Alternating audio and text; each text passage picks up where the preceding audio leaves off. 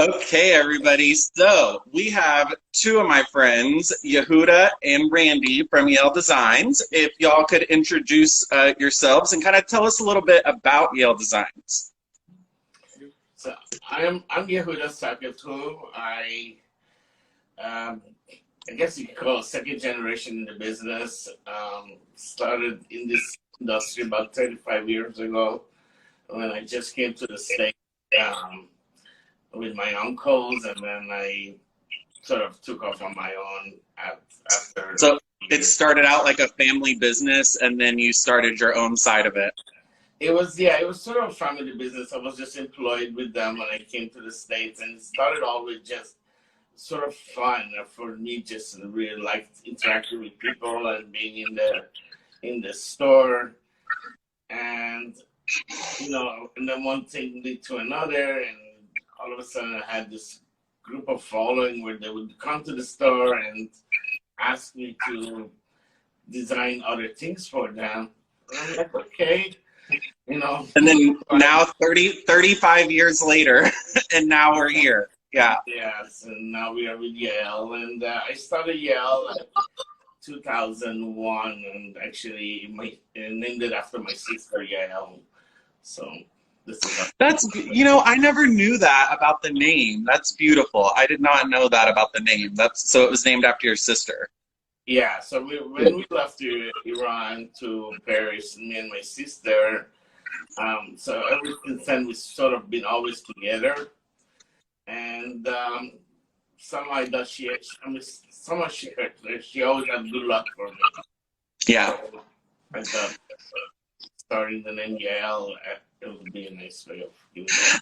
For sure. And Randy, we know that you're director of marketing with the company, and you have a lot to do with kind of the new collections that are coming out. If you could introduce yourself and kind of tell us like how you stumbled into this crazy jewelry industry that we're in. Yeah, actually, it was actually just a really random. Like, I studied marketing in San Francisco State with the hopes to work in fashion, and I graduated and I was looking for jobs, to work in that, and then I stumbled upon Yael, and been here for like almost 4 years already. Yeah, ever since. Yeah. Well, and it's cool to hear that you went to school for fashion, because I always think that fine jewelry is kind of like an afterthought in the fashion world, even though we're the most glamorous part of the fashion world. Yeah. So we're totally like an integral part of it. And I think that we actually start a lot of the color trends, and a lot of the trends kind of start in our industry. And then a couple years later, we see it in shoes and handbags and dresses and stuff like that. So it's always kind of interesting. So, and just so everybody knows kind of what we're talking about today, we are talking about their Borealis collection, which has a beautiful selection of different gemstones. And how I got involved with it, I've known Yehuda and Randy for years, and I've also known the gemstone sourcer that they're working with, Noel. And, sustainability, ethical sourcing has been kind of at the front of the industry for the past couple of years now. And Yael Designs being a bigger brand in the industry, they're constantly winning JCK design awards. They're constantly on the cover of different magazines. It was really important for them to also push forward this ethical sourcing, sustainable sourcing in one of their biggest collections. So y'all had the idea to do this, and you partnered with a female-owned business who kind of broke off on her own. She also was part of a family-owned gemstone business and then started her own. But why did y'all because at the end of the day, jewelry and business and everything, dollars make sense. Why was the main reason why y'all did this? Were your stores asking you? Were your clients asking you hey, we want to know more about where our stones come from? And was it important for y'all to kind of be a leader, push this forward? I think it was more for us. It was important for us to have our jewelry being more source consciously. Yeah. And know the whereabouts of where it's coming, and making sure that our sources are right. Yeah. think the importance of, you know, where our product comes and the story behind it. Yeah. And and I've learned some really cool things doing some research on this collection. So not only is who you're working with Noelle Habib. So Noelle Habib Gemstone, she has her own Instagram. She's had like Diamond Doodles, has done some fun things with her. She, was part of a bigger family that is always at the AGTA show, and now she herself has her own company, and she sources everything. She knows all the mine owners. She knows all the cutters. They're actually using a all-female based lapidary staff. Even the management is all female based. So I think that it's really cool, kind of, especially in the cutting gemstone side of the business.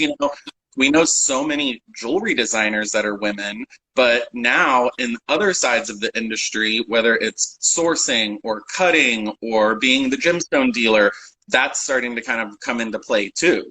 And it's cool that y'all wanted to support them and kind of give them like a bigger account to come up. Now, some of the countries we're talking about here, the citrine, the amethyst, and the blue topaz are all coming from Brazil. And then the garnet is coming from Mozambique. Correct. And opal just launched. The opal's coming from Ethiopia. And y'all are sourcing all of it and then having it go to this female-led cooperative in Bangkok where they're cutting everything in really, really interesting designs. Y'all saw some of the cuts that I just showed you. They're not rounds and princess cuts. They're kite cuts. They have extra facets on them. They're concave cuts. They're hexagon cuts. They're tablet cuts.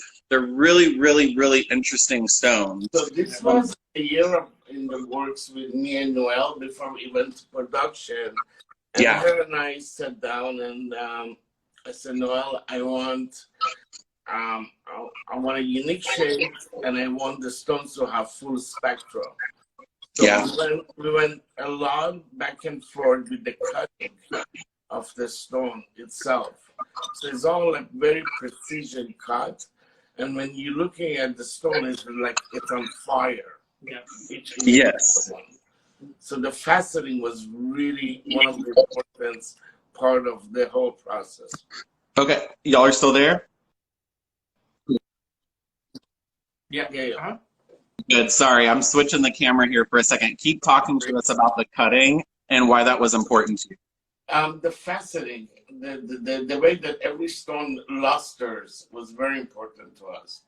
It's not a mass production product. It's all really precision cut stones. Not only the shapes are unique, but also the facetings. We went so much back and forth until we made sure that we have 100% full spectrum of each individual stone in it. And now they have the diagram of the cutting once we finish creating it, and they cut every single stone according to that diagram. Yeah, and I have, especially now with the pandemic, I used to have some of my girlfriends and some neighbors and stuff kind of help me out whenever I need to shoot jewelry on a model. But now, as Randy knows, I've been having my sister come over to help me. And that's one of the big things that she noticed too was, and she's not like a jewelry person per se, she said, I've never seen cuts like this before. And she really liked the ovals that have like the laser cutting or the concave cutting. They're so beautiful. And in the amethyst and in the citrine, she picked up more than one color.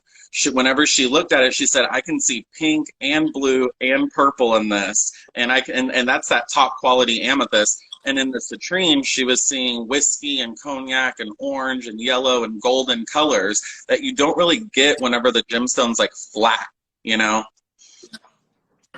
that was the other thing in the process because, each one of those colors come in so many range of colors on its own.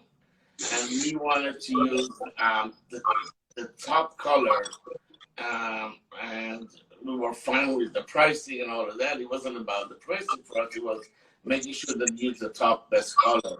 Well, and also you lose a lot more rough whenever you're cutting in some of these fancy cuts, and also you're cutting these concave, you know? Right. So if you want to get a 2-carat stone, you know, you have to get a bigger piece of rough because you're losing more of that. And I think that that's also something a lot of like consumers and just kind of people that are jewelry fans, they don't really pick up on that, you know, that whenever you want something like an emerald cut or a step cut or, you know, marquee, a lot of the times if the rough isn't shaped that way, they're you know, losing more rough to get you that shape.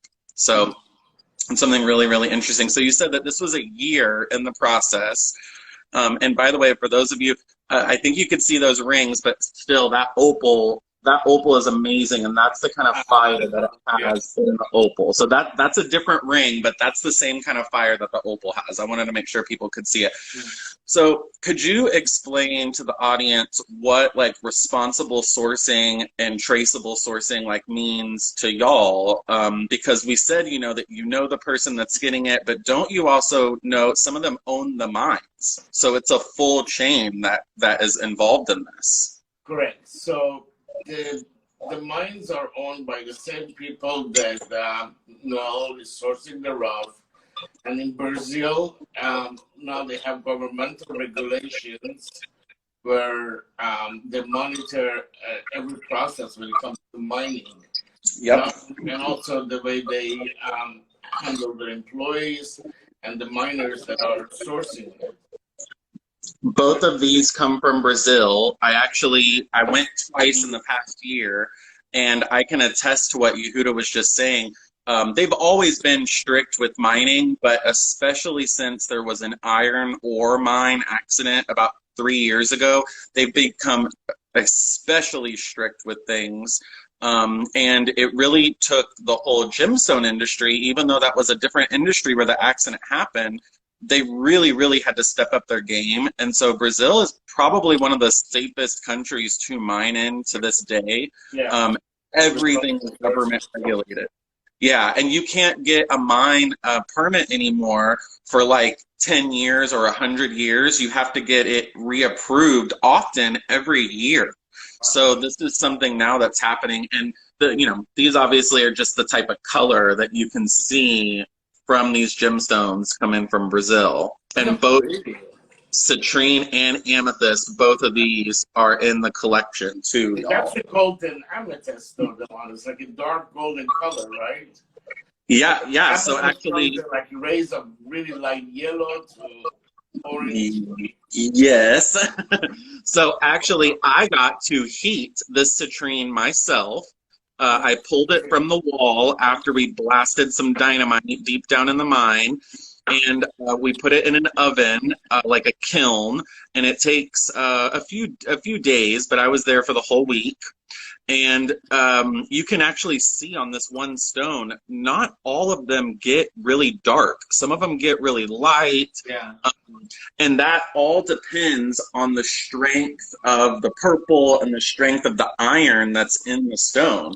So if you start off with an amethyst that's real light like this, it isn't going to get this beautiful, like whiskey deep color. And so that's why they say, you know, the Madeira citrine that you're using in this collection, it's not easy to get. No, that's more like the citrine Madeira color. Yeah. Yeah. And it's very, it doesn't look washed off, or it's No, not at all. friends. And here is one of the amethyst, and you can see how deep the color is. It's super pretty. Yeah. And actually, you can see in some of the pictures that I've taken that are on my stories, and there's going to be more in the next couple of days, there's actually little diamond accents on certain corners of it. I really like that too. So there's these little patterns on the prongs and where y'all set the diamonds, and they kind of look like little arrow tips or little pyramids. What inspired you to do that, Yehuda? The pyramids come, and the whole concept of shapes came from the Egyptian pyramids. Yeah. And also, we wanted to create a balance between stone and metal. We didn't want to just fill it up with diamonds. Right. Something more cool and more young and, you know, accessible to everyone. Yeah. And so the pyramid, if you look at the entire shank and around the stone is all little tiny pyramids. And that's really a very difficult part of the whole process of doing this, because in the casting world, this doesn't just happen like that. You can't just shoot it out of a wax mold, out of a mold of wax and then cast it. So it's all grown. Yep. You know, through the CAD, and then it goes straight to the casting. True. And y'all can see on here those little pyramids that they're talking about, and how there's little diamonds on certain corners of it. And I'll share some up close pictures too that I have in my stories. Now, guys, I see comments coming down. Please give us more questions. We are going to answer your questions here at the end. So people are saying that they love citrine. Some people are saying, I had somebody say that they love all gemstones, but they prefer unheated ones. So actually, several of the gems from the collection right now, like the opal and the garnet, are both completely untreated. And I think a little birdie told me that there's more gems coming. So you'll have some one-of-a-kind, like spinel pieces coming out, completely unheated, untreated. Peridot, completely unheated, untreated. There are certain gemstones, like I know that like turquoise is one of the gems y'all are about to do that they... gorgeous, the turquoise. Yes. I'm holding one right now. Yeah, we just got it in this morning, actually. It's brand new, exclusive. Yeah. It's the first of the production for this year. Yeah, but certain gemstones, it's not that they require a little human touch, and just like how there's unheated tanzanite and there's also tanzanite that's been heated naturally by the earth. They actually find natural citrine in some of these mines. It's just not all the way there. It's usually a very pale, light color. There are certain, and heating is really the only treatment being done. There's nothing else being done to some of these. Right. So Nuclear heated or anything else. correct. Yeah. If you look on some of these websites these days, I actually found, because I obviously love crystals and collect all these crystals, and it's funny knowing what I know now. They're selling now these lab-grown quartz that are like pistachio mint green and saying that they're natural. And I'm like, I've been to the radiation place in Sao Paulo. I've seen how they do it. Like, it's not natural. Yeah. So, okay. So, a couple more things here on this collection, and then I definitely want to take some more questions. So people are asking, what are y'all's favorite gems in the series? So Randy, what's your favorite gem in this Borealis collection? You can do two. Yeah, so first let me just slip this. I love the blue topaz in yellow gold. It really gives a pop of color. And then you can see a little of the pyramid detail there. I love the blue on the yellow too. Yeah. I think naturally so many people put it in white gold, but I love it in yellow or rose because it really pops. Yeah. So after that, I also really like the white opal. I think like having this really ties in the whole concept of the Borealis, Totally. all the colors present in the opal. That is one of the things on my bucket list, Randy, is to see the Borealis before I leave this planet. I don't care if it's the southern one or the northern one. I just want to see it. Yeah, definitely. I think for me it's really hard to pick this one because I have such a personal relationship with every single one of these pieces that I made, and I really this was probably I had one of the most fun making this collection. Yeah. Once everything. So I guess for today, because this is the newbie that just came in, I'll show you is the turquoise. Oh, that's so pretty. And it's in yellow, so you also get that nice pop.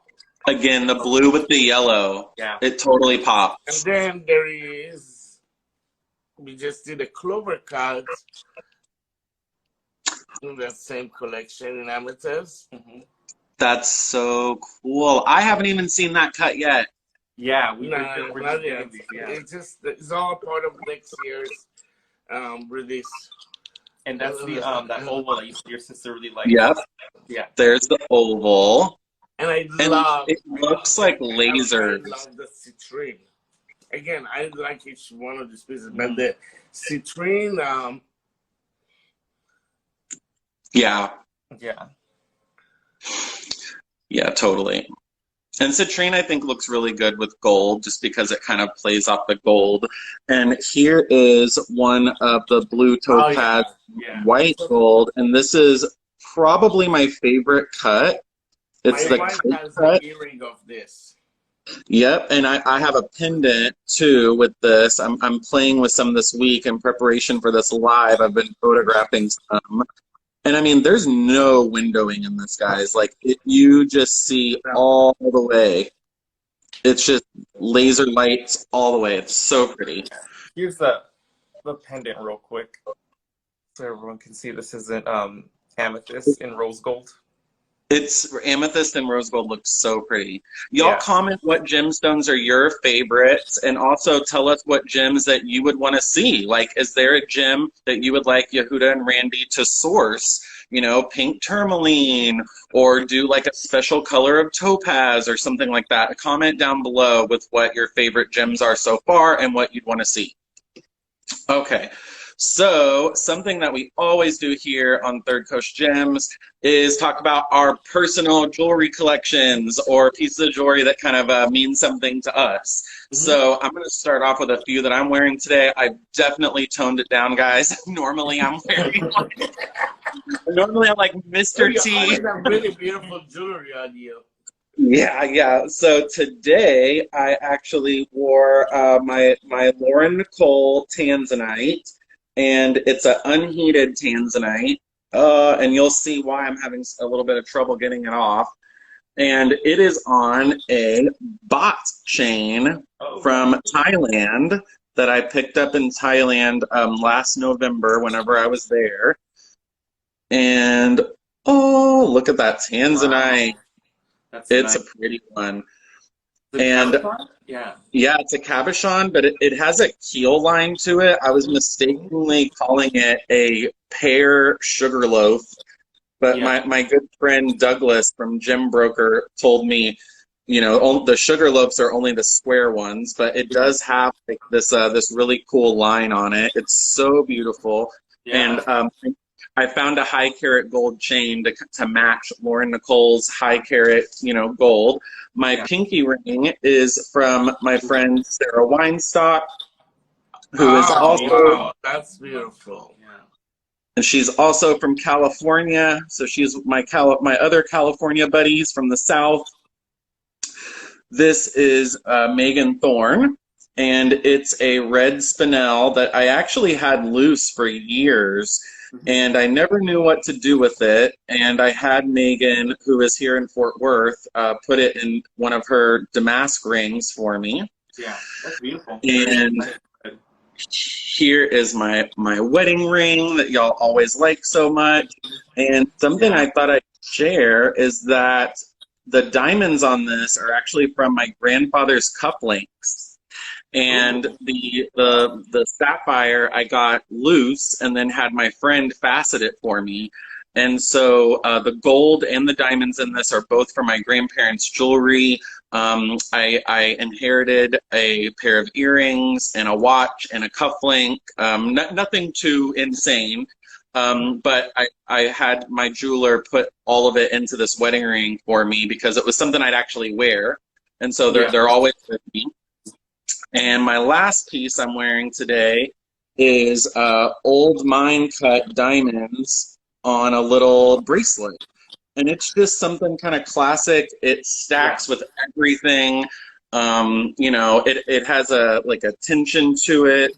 And it's by Jewels by Grace, my friend, antique diamond dealer, Jewels by Grace. So so that's what I'm wearing today. And Randy, why don't you start off? What's some pieces of jewelry that you have? So this is, I'm currently just wearing, oops, let's drop that. I'm currently wearing this ring. I actually had it, this is my first actually piece of fine jewelry. I was with Yehuda in Tucson 2 years ago, and I bought this spinel with him. And then we came back to the office and started designing this ring for myself. Yeah, and it's a spinel as well, actually. That is so cool, and I'm so jealous right now. Yeah. So does it go from like a blue to purple? Yes, yeah, blue to purple. The cutting on that, yeah, the cutting on that is insane. It looks like a modified Asher Radiant cut. It's so pretty. Yeah. How many carats is that? This is just, it's like almost 2 carats. It's like a 1.96, something like that. It's just shy of 2. Yael, Yehuda, do you do a men's collection for Yael? Not yet, no, but it's in the talks. Yeah. Watch out, Randy, because I might have a twin to that ring someday. Yeah, that's absolutely. so. Well, this particular ring, Randy picked the stone himself, designed the ring himself as well. Those are the best pieces of jewelry, though, you know, that you have like the whole story from, you know, like I had this red spinel loose that I had bought at a gemstone show, and I always loved it, and I just was like, what am I going to do with it, you know? But then I had, you know, a friend work it up, and that's so cool that you did all the sections of it. Yeah. Also, you had Yehuda with you to make sure that you got a good deal on that color change spinel, because I made sure. Blue spinel is like so crazy, because you can have like the darker kind of colors that have like a teal in it that are more affordable, and then some of the purpley blues, and then the cobalt blues from Vietnam. They're like, might as well be a blue diamond. I mean, they're so expensive. Yeah. It's so vibrant blue. It's like it sort of has a neon blue. Yes. Yes. That's special. Totally. That's special. And so, you know, not too much of a jewelry wearer, but you have an amazing piece, Randy. And you know, what type of jewelry are you interested in? Are you a watch guy? Just kind of a wedding ring? I have a personal collection of watches that I keep away, and I don't really wear them so much, because now with the iPhone, I can tell the time. So I wear it every now and then. But I have my own, what you call, personal favorite pieces that you know, that I made, and I'll show you one example of it. Yeah. So this is called the Sentience. Oh, that's so pretty. It's with diamonds, moonstone, and a Tanzanite set inside an aqua. And this was one of our creations from a few years ago, and it's in the last audition of Tanzanite book. Yeah, That's there. right, you got it. And then my wife, one of the pieces that's my favorite that I give to my wife is this turquoise earrings. I was trying to find my Tanzanite book. Oh, I love those. Those are so pretty. Yeah. And one of the latest pieces that we just, and I'm a stone nerd. I mean, if I open up my safe, I don't know where to begin with, but these are like purple sapphires and pink, and it plays a... There's like 6 different colors of sapphires in that. That's so pretty. There's more. There's like 8 colors of sapphires. Now, something that I want to go back to on that cuff, I was looking for my Tanzanite book, because actually I have that book too, is that there's actually a stone like inlaid in another gemstone. Yes. How did y'all pull that off? And didn't y'all also work with a lapidary on this collection so we too? partnered with Garnet on this. Yep. And he's a famous cutter from Germany, right? He's actually a local San Francisco Bay Area cutter. Okay. I did not know that. I thought he was Eider Oberstein. He works with a lot of stones out of Paul of Crochet. Comes from most of our carvings. And And so, we partnered with him. I explained to him exactly what I want. We had a lot of back and forth. And what I did is like took a light aqua, really, really light, that if you look at it, is almost white. Yeah. And I had him open up the middle of that and cut to do a fast setting so that once you place in that Tanzanite, the color spreads through the rest of that stone and creates an optical illusion. It's so cool. And he did his magic for me on this. It was a lot of work. There's actually a video on Yael Designs Instagram, y'all, that you can watch of it. So you can actually, like, I encourage you to go watch it on your own phone screen because, you know, going from a screen to another screen, it's not really showing the true color. It's so cool how the light like reflects and then comes out again into the aqua. It's really, really, really cool. And you know, who would have thought to put moonstone, aquamarine, and tanzanite together? That's another thing that I've noticed over the years with Yael Designs too, has also been there's a bracelet that y'all did with Ethiopian opal and I believe tanzanite, if I'm not mistaken, or sapphire? Blue spinel. Oh no, Blues. sorry. This is Santa Maria Aquas. Wow. Yeah. So they're such a rich blue that I thought that they were sapphires or tanzanites. Yeah, look at that, guys. Yeah, I love that bracelet. Yeah, that's a really beautiful piece. I tried to put these on like a little bed of crystals and you know, kind of like hide them, but they're not standing up too well. But here are some of the earrings from the collection, and as y'all can see, they're rose gold and amethyst. And they did the same pyramid pattern throughout. And there's a little under gallery. And there's a couple little diamonds there on the bottom of the stone. Right there. Yeah. And actually, here's another pair of earrings with blue topaz and white gold. Oh, yeah. Yeah. Those are so pretty. Mm-hmm. And then we also have little studs in the hexagon in all the gem colors. So if someone wants to be a little more simple, just a nice little pop of color, these are great options. Yeah, right now I actually have these really pretty opal studs that y'all did that are like a cabochon opal. Yeah. And, you know, in the rings and necklaces, they're not just doing like boring, you know, just regular cabochons. They're doing like long tear-shaped ones. They're doing marquee cut ones, all kinds of really, really, really cool, interesting ones. I'm going to see if I can get this to kind of show up a little bit better. Here's the, oh yeah, there we go. Oh, we're twinning. We got the same ring. Uh-huh. Here's the 1, 2, 3. necklace.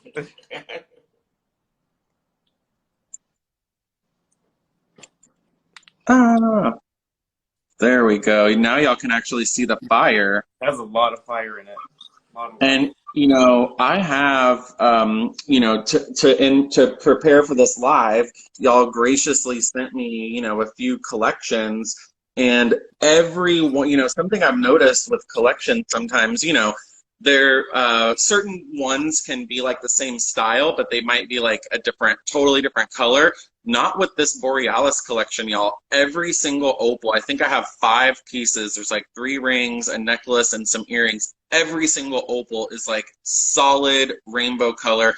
Yeah. Every single amethyst is a deep, juicy purple. You know, the kind of the Uruguay color, which, by the way, guys, whenever I learned I was in Brazil, I learned that some of the dealers will actually sell their Brazilian amethyst as Uruguay because it can command a higher cost.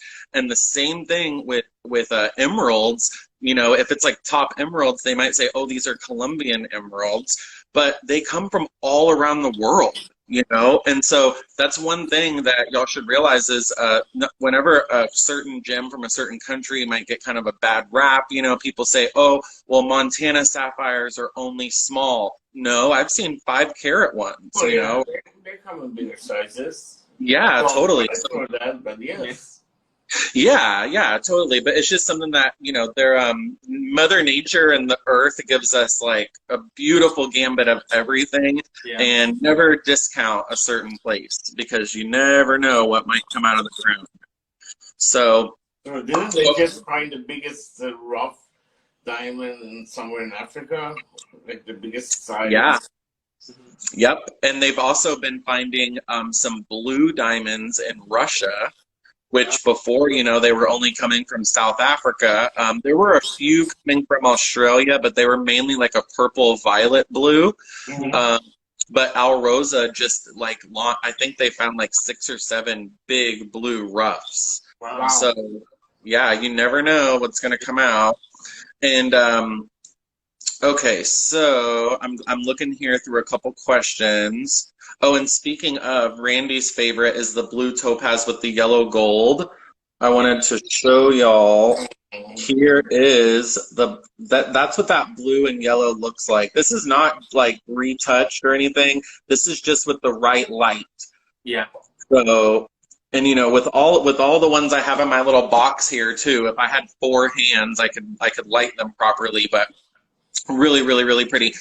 And it looks like, yeah, one of your retailers is saying Borealis is a classy collection that averages less than 1,000 for gems in many colors.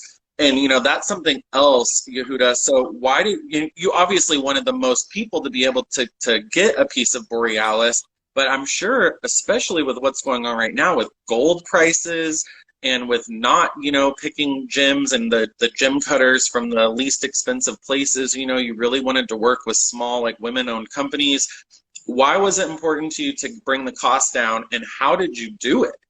So this was years of thought, to be very honest with you. It's actual like set of mind and talents and like math and creativity, and you put all that together and you make one delicious soup in a way.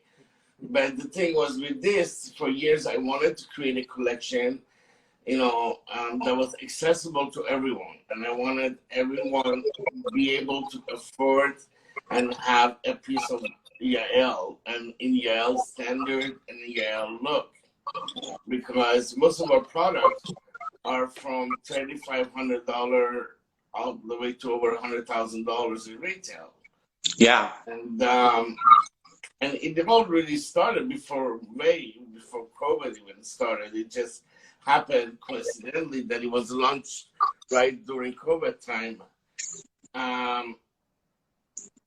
And so that was a lot of the back and forth between creating permits. So we have a really like high modern look to it, to dealing with the semi-precious, but in geometric shapes with special facetings. Yeah. To be able to create this look of like, when you're looking at one of Borealis pieces, it doesn't look to you like a $350, $400 wholesale piece. Yeah. $1,000 retail. It looks a lot more than that. And that's totally. I didn't want to just create mass production with like low quality stones and just regular casting, and here you go to the mass. Yeah. We have a certain standard at Yael when it comes to creativity and look and quality, and didn't want to compromise it. How many? Yehuda, really quick, speaking about like how important design is to Yale, how many awards have y'all won, whether if it's Centurion or RJO, JCK, IJO, like y'all, I mean, because I feel like every award show I've been to the last 7 years, y'all are always winning something. I mean, put like you don't have to be exact on it, but yeah, maybe like around 20 or something. Yeah, just about every competition that we enter, we always get something. So that's great. Yeah, it's been great. Well, and that it takes hard work, and like Yehuda is explaining, there's a lot of planning that goes into this. People say, I saw somebody earlier talking about how they have lots of designs, but they haven't had them made yet.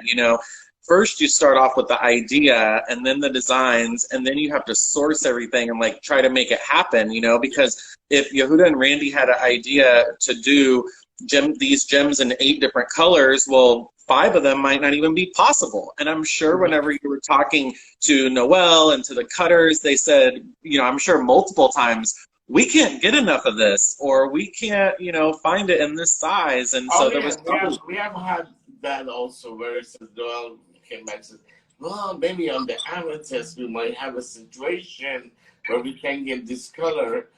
Yeah. I said, no, Noelle, you gotta go back and yeah. I want it like this. You do your part, I do my part. Yeah. And that's the thing about sharing, you know, sharing the love with, you know, other people in the industry, is that I could go buy the rough, I could have it cut, but yeah, let everyone do their own part and their own specialty, and we all game together as a whole. Totally. You know? Totally.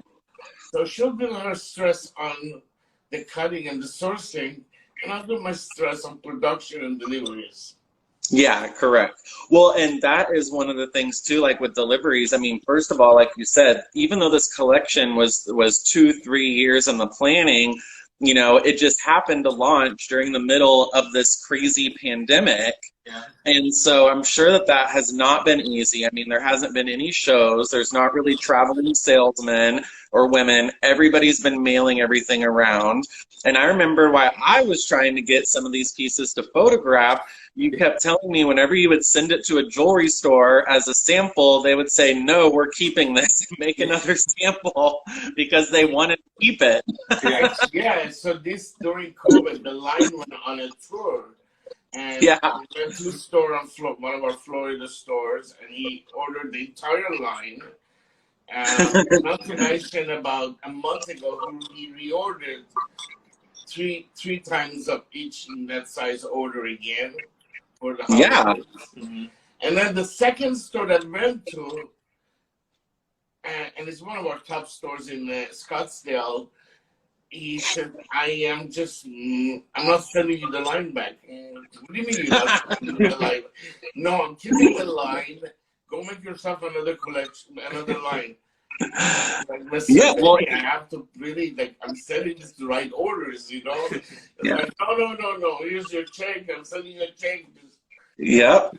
And I end up respecting it was hard for me to get all the colors. I mean, and I don't have like the clover cut amethyst, or the new turquoise just came in, and I know y'all are working on peridot and some spinel, but yeah, it was hard for me even to get all 5 of the colors that I do have so I could take some photos. Well, so the thing is, this collection opened a lot of doors also for us that before we couldn't open. A lot of different stores that are boutique-y, high-end, but more price conscious. Yeah. Really responded well to this. Yeah. So we opened, I would say, something like 35 new doors during COVID. That's awesome. We didn't have a relationship with. Well, and Randy, is something that could you share with the audience, like what is the average price point retail of the rings, and then of the pendants, of the neck, of the earrings, so people can kind of understand like what they're looking at? Like, just a couple. And obviously some of the gems are going to be a little different. Blue topaz might be a little bit less expensive than a big opal, you know. Yeah, so like the kite shape pendants, for example, they're like starting up at like $600, $650 retail. Retail, depending on what gemstone it is. And then, or if it has a chain or not. Markup wholesale, so you're looking at like $280 for the store. Mm-hmm. Yeah, and then like the more pricey piece, like the opal, was like $1,600 retail. So, I mean, and guys, like, this is not 10 karat gold, and I can assure you, because I'm holding it, it's not hollowed out. These are a nice, like, solid, heavy ring. All the pieces are really, really well made. Same thing with the earrings. I think I showed y'all off the sides of them earlier. Look, that has a hinge on it. it pops back in to protect and hold into your ear. You know, each one of these are several grams a piece of gold, and there's little diamond accents on them too. So, you know, like Randy's saying, there are some, you know, pendants that are as low as around $600-700, and then there's some rings that are $1,600. There's a few outlier pieces, like some of the necklaces, you know, that have a chain. Some of the necklaces, the chain is soldered on. Sometimes it's loose. So all these things kind of depend. And obviously, like, you know, earrings is like 2 necklaces, you know, so earrings are typically going to be a little bit more. Now, I guess both of y'all could speak to this. What so far has been like the top category of like the gems? Like what's been people's most favorite? I would think probably amethyst and opal is what I would think. It's kind of like the stores, it's kind of all over, because like when a store picks it up, they want all the colors. They'll buy the whole thing, yeah. But yeah, you see, like definitely hexagons in topaz. Hex has really been popular. Yeah, that shape. That shape, and also the kites. People like the kites too. The and the longer ones, the longer hexagons. Yeah. And also, where's the one my wife I gave her? Anyways, but most these. No, those are the marquees. But we have these. Red Garnet. Yeah, I mean, these shapes are very popular in all color. But topaz and amethyst, I would say, are the first 2 category in color that's popular, and then citrine, and then the garnet.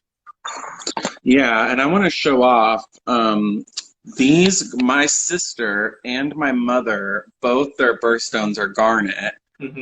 And they really, really loved these because, you know, sometimes garnets can be so kind of dark and one-sided, and you really don't get too much life from them. And with these concave facets and these laser facets on it, I mean, it looks like a completely different stone. It's so lively. Yeah, it's super lively. And I am totally obsessed with these kite cuts. Yeah. I can't. And same thing with, what are y'all calling this cut? Long hex. Long hex. So it's like an elongated hexagon. Yeah, right. And then there's the opal. Oh my goodness. Y'all don't judge me on my cuticles. My nail salon's been closed for months. So pretty. Yep, and somebody's saying that they have a garnet bracelet that belonged to their grandmother. And see, you know, that's the other thing about jewelry, guys, is that, you know, it is, there's so much emotion to it and so many cool stories to it. And, you know, that's another really cool thing about this collection is it's a way for you to start your own story with an affordable piece of jewelry that is fine and well-made, already has a story to it, and you can afford and pass that down to your kids and your family, you know, because let's face it, all these bauble bar, you know, Forever 21, H&M, Amazon, all these kind of like fashion jewelry things. I was watching Wendy Williams earlier, and she was doing some Cyber Monday sale thing, and she was selling people all these gold over steel, like initial bracelets, and they were like, I don't know, they said something like it was like $600 regular, but for today it was $69.99. You cannot expect that to, that's going to last you 6 months, and then it's going to be. You're not passing that along. Yeah, and so I've always told people that are interested in fine jewelry that like love the sparkly, pretty pictures, but maybe they can't like necessarily afford everything at this moment. You know, save up for even just a few times of purchasing that costume jewelry. If you didn't buy that costume jewelry for a year, you could buy something, or even 6 months, you could buy something really, really amazing that'll actually stand the test of time and last, you know, because real gold, real gemstones, real diamonds are forever. And that's something that, you know, you can start your own story and pass that down throughout your family too. So there are, yeah, Angelie's saying she always does those sales. Yeah, so I guess it wasn't special for Cyber Monday, but it really gets under my skin whenever I watch these like shopping networks and stuff, and you know, they're selling just crap, you know. So You mean like 1 carat diamond for $199 in a cluster look? yeah, I have some of my friends that are like, oh, Costco is selling, you know, 2 carat total weight diamond studs for like $500. I mean, look, there is a difference in it in a gemstone having like really cool like inclusions in it and then just being heavily included. You know what I mean? Yeah. Like there's a difference, you know. And they also, yeah, and Angelie's also saying, you know, that they're promoting knockoffs. Exactly. You know, you got to support independent brands that are making their own unique designs. I mean, this took Yehuda and Randy 2-3 years to come up with this collection, and every single piece has so many different people touching it along the way, from the women cutters and managers in Bangkok to Noelle and her family that know the mine owners, to, you know, Randy's team designing it, to Yehuda making sure that all the details, everything is polished correctly and sits the right way, and you know, then photographers and people like me talking about it. You know, there's so many different hands and families that are touched along the way, you know. So we have a couple of questions. Yeah, people are saying, I don't get anything from her or like that. I agree and applaud you. And, you know, it's okay to buy jewelry online, guys. In fact, like if you go to Yael Designs website, you can find some of their stockists around the country and where you can find this near you. And you can also send them a direct message if you don't find a store near you. Maybe it's not up on the website yet, and they can tell you that there's a new, like they said, that there's 35 new stores just since this started. You know, send them a direct message where you live, and they'll help you find it. We also have a whole network of AGS, American Gem Society stores, and also IGO around the country, where we can send the item very near them. Yeah. That's there for them to look at.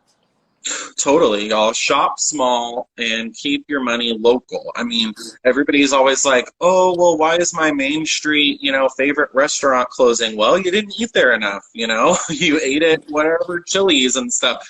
And it's the same thing with these local jewelry stores. I know sometimes it can be intimidating whenever you see the fancy jewelry store and they have Rolex and Breitling and all these kind of things, but they are there to help you and answer your questions. And oftentimes they have many things that are affordable as well. You just need to tell them what you want and what your budget is.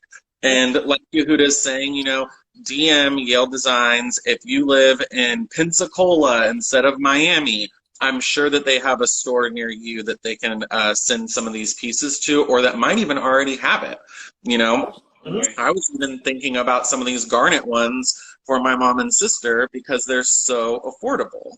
They're so affordable. So, all right, I think we're going to take a couple questions. So many people are saying that they love the Garnets. Their kites and hexagons are their favorite. Let's see. We've had so many questions throughout this, so let me find some of these guys. Local businesses are the community's economy. Support them. Totally. Howdy from Argentina. Hi, back to you. Okay, people are saying these rings look very comfortable. They are. Yeah, the variability, of course, is one of the key elements of the design. Yes.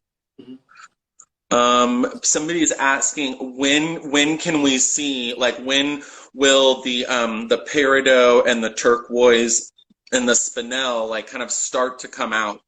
So the peridot is coming out sometimes end of January.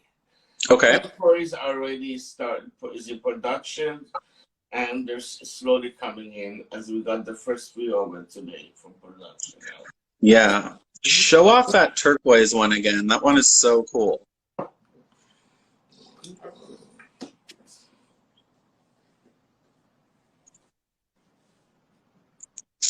Yes, that's so pretty. This is very pretty. The detail. Yeah. And I love that like the cabochon and the opaque stone, like the color speaks for itself, but then it has those it's a special the blue. grooves. Yeah. The blue comes from Peru. Oh, cool. Yes, Peru actually produces the same exact color as Sleeping Beauty. Oh, I did not know that. That is very interesting. Yeah. So, somebody's saying that they live in Elizabeth, New Jersey. So, do you know off the top of your head a retailer close to that? I'm sure we can. If they send us an email, we can connect them with the jeweler over there and ship them whatever piece that they want. Send them a DM or an email, y'all. Okay. All right, so guys, we had so many things to talk about. I cannot believe it has already been a whole hour, but we made it through it. If y'all have any more questions, send them to me or to Yael Designs. If it's something that I know, I will tell you off the top of my head. I've known these gentlemen for years. I've known Noelle, the Habib, the woman-owned company that they're getting a lot of these gems like in partnership with. I can vouch that they're good people and they're doing their research, and it's really important now for the whole jewelry industry to come together and to help support these smaller artisanal miners and cutters and producers. So it's been really, really cool to see y'all do that. And to one last thing I like to say is support the new generation designers. Yeah. New blood is important to have in our industry. And I know for years this industry has been run in a very individual way, but actually working together and supporting one another creates a much more positive impact in this industry for all of us. I totally agree with that, and I'm so happy that you took the time to say that. I know that there's a lot of designers on here listening and watching that appreciate that. I remember just recently I was in Bangkok at the ICA conference last year in like November, October. And that is one of the things that one of the keynote speakers from ICA Gem Lab spoke about was, that for years the industry was, kind of run by select few. And if any new names popped up, it was kind of nepotism. It was their son or something, or their brother or something like that. And it's been real interesting to see all the creativity and everything that's popped out of new people coming in and kind of shaking up the system. And I know that you've been a mentor, Yehuda, to several people. And I know that, like you had said, like you could have bought the rough yourself. You've been in the industry for 35 years. Gemstone dealers, mine owners, but you wanted to support like Noelle starting her own business and branching off from her family. It's really, really cool. Yeah. So Mary's saying it was great to see us all, and she thanks us gentlemen. Miss Ingrid is saying she went to school with you, Randy, and you're amazing. Angeli Martinez would love to know more about Noelle and her work. So it was great. So for those of y'all that have stayed with us this whole hour, I have some special secret news for y'all to watch out for. We, Yael Designs and Third Coast Gems, we are going to be doing a very special giveaway. So watch out for that here in the next couple days. We will announce on both of our pages all the rules. But just in time for Christmas time, you too could win your very own piece of the Borealis Collection. So stay tuned for that. we will have kind of all the rules, what will be available. But I promise there will be something for each and every one of y'all. The Borealis collection comes in so many different colors. So we'll make sure that there are some fun options for everybody. So that's exciting. Yay! And I will see y'all on another Third Coast Chats. Gentlemen, y'all have a good day. Thank you. Thank you so much, Ben. Work from home. Bye.